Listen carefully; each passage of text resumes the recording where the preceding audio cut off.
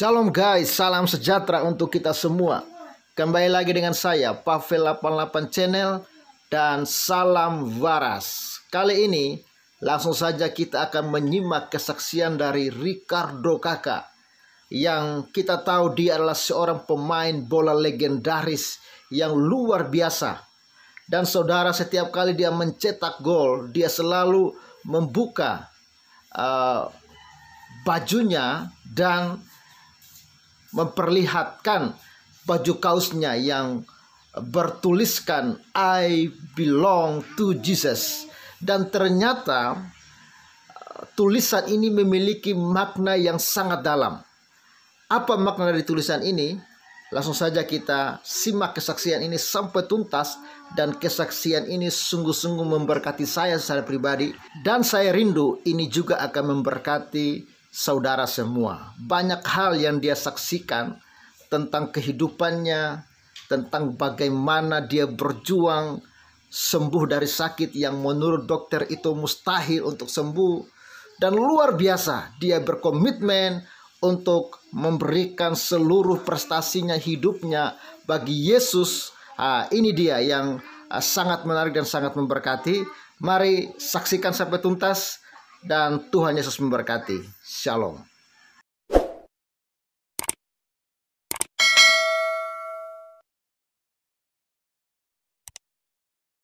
Ini diposting oleh Kristiani.news, kesaksian hidup Ricardo Kakak, I belong to Jesus, 30 Agustus 2020. Ya, ini dia foto Ricardo Kakak.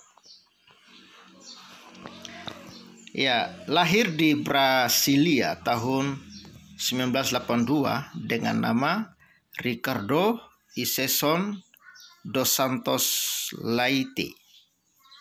Kakak lahir dari sebuah keluarga penginjil yang kaya raya. Namun hal itu tidak membuat dia menjadi sombong dengan mengandalkan kekayaan keluarganya ataupun mengikuti jalan hidup keluarganya dengan menjadi penginjil. Kakak punya jalannya sendiri dan caranya sendiri.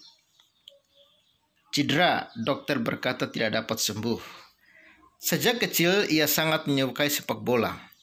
Bahkan dalam usia remaja ia menjadi pemain yang cukup terkenal di daerahnya dan menjadi pemain cadangan di klub São Paulo. Namun pada usia 18 tahun sebuah bencana terjadi.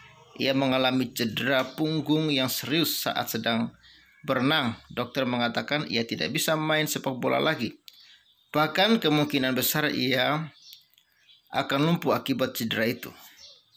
Tidak ada tindakan operasi atau terapi yang bisa menyelamatkannya. Hidup kakak hancur, berantakan saat itu. Kecintaannya kepada sepak bola begitu besar. Kini semuanya harus berakhir. Bahkan sisa hidupnya harus diisi dengan menjalani kelumpuhan. Wow, sadis ya. Namun kakak tahu kemana ia harus minta tolong saat dokter sudah angkat tangan. Kakak bergumul dengan Tuhan. Tak putus-putus ia berdoa memohon kesembuhannya. Ia bernasar kepada Tuhan bila ia sembuh dan dapat bermain sepak bola lagi, ia akan mempersembahkan seluruh prestasinya itu kepada Tuhan Yesus. Keajaiban terjadi. Setahun setelah kecelakaannya 2001, ia sembuh total dari sakitnya. Bahkan ia dapat merumput bermain sepak bola lagi. Tuhan juga memberikan hadiah bonus.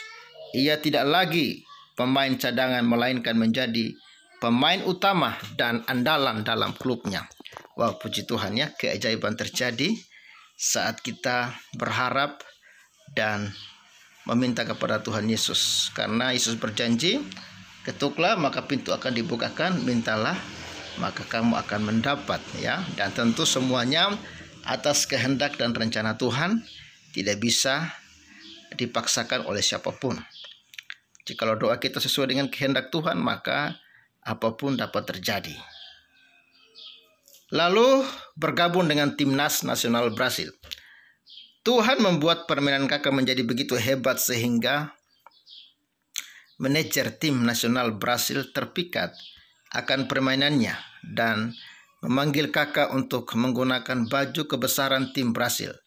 dan dipercayakan untuk bertarung di Piala Dunia 2002. Dari sekian banyak bakat baru bersinar di Brasil, ia hanya seorang pemain muda yang belum setahun membela klubnya, namun sudah dipanggil masuk tim nasional. Bagi Kakak itu adalah anugerah dan keajaiban yang besar baginya.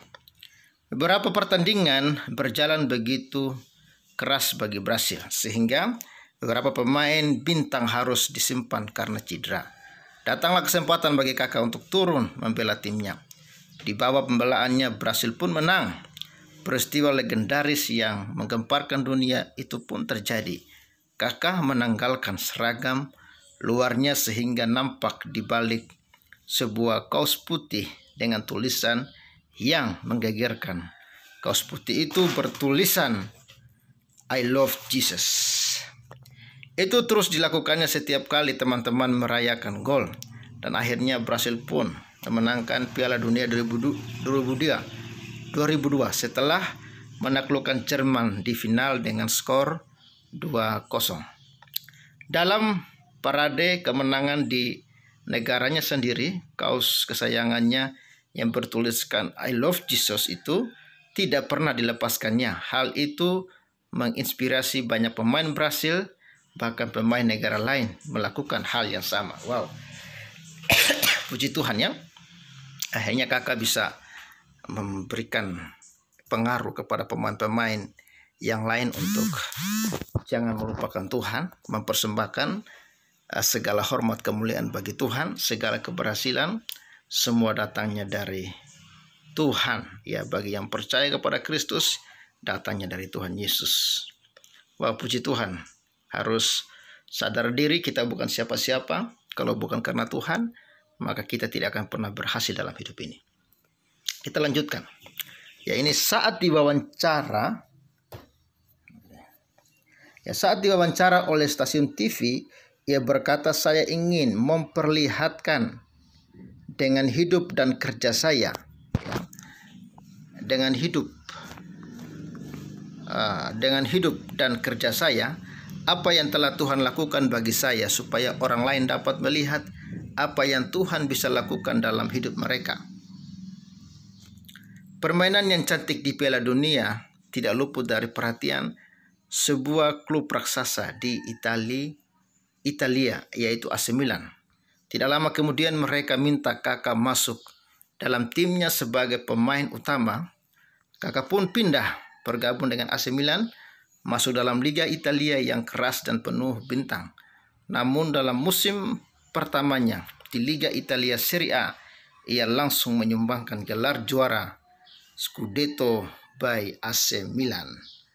Wow, ini baju andalnya ya. I belong to Jesus. Lalu menikah. Tahun 2005, Kakak meminang Caroline dalam sebuah upacara perkawinan. Ya, ini perlu menjadi perhatian anak-anak muda nih ya.